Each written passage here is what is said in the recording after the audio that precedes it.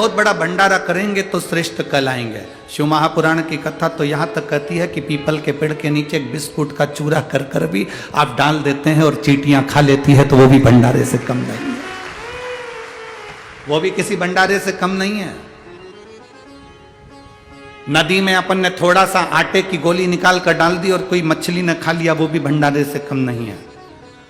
अपने घर में अनाज आ रहा है, उस अनाज में से 4 दाने निकाल कर छत पर डाल दिया, कोई पक्षी खा लिया, वो भी भंडारे से कम नहीं है। किसी चींटी को चून दे दिया, वो भी भंडारे से कम नहीं है।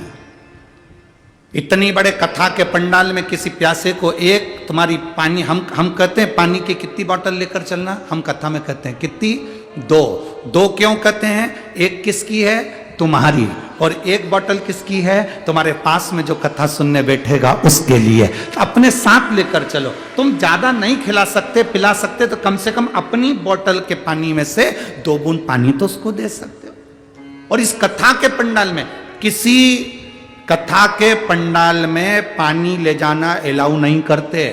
महाराज गुस्सा हो जाते हैं कि तुम कथा में पानी पी रहे हो, हम कथा कर रहे हो, तुम पानी पी रहे हो। पर दुनिया की पहली शिव महापुराण की कथा ऐसी है कि यह पूरी छूट देती है, तुम्हारी मर्जी पड़े निकाल लो टिफिन, चर्बी लो, खा लो, कोई मत।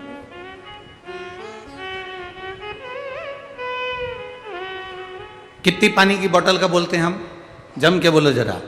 2 पानी की बोतल, 1 छाता और 1 बिछाने का आसन, दरी या चादर साथ लेकर चलो। हम हमेशा कहते हैं, उसका कारण, चादर इसलिए साथ लेकर चलो, मान लो कोई है धूप में बैठा है, अपनी चादर देकर उसके ऊपर, आप इतना बड़ा टेंट नहीं लगवा सकते, करोड़ों रुपए खर्च नहीं कर सकते, अपनी 50 रुपए की चादर से 4 लोगों पर छाया कर सकते हो और कथा सुना सकते हो।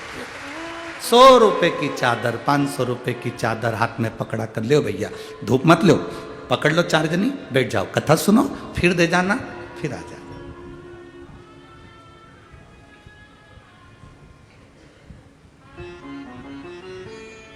आपके पंढरपुर में ढेर कथा हुई होगी, क्योंकि बहुत बड़े बड़े संत इस पंढरीनाथ की, हरि विठ्ठल की पवित्र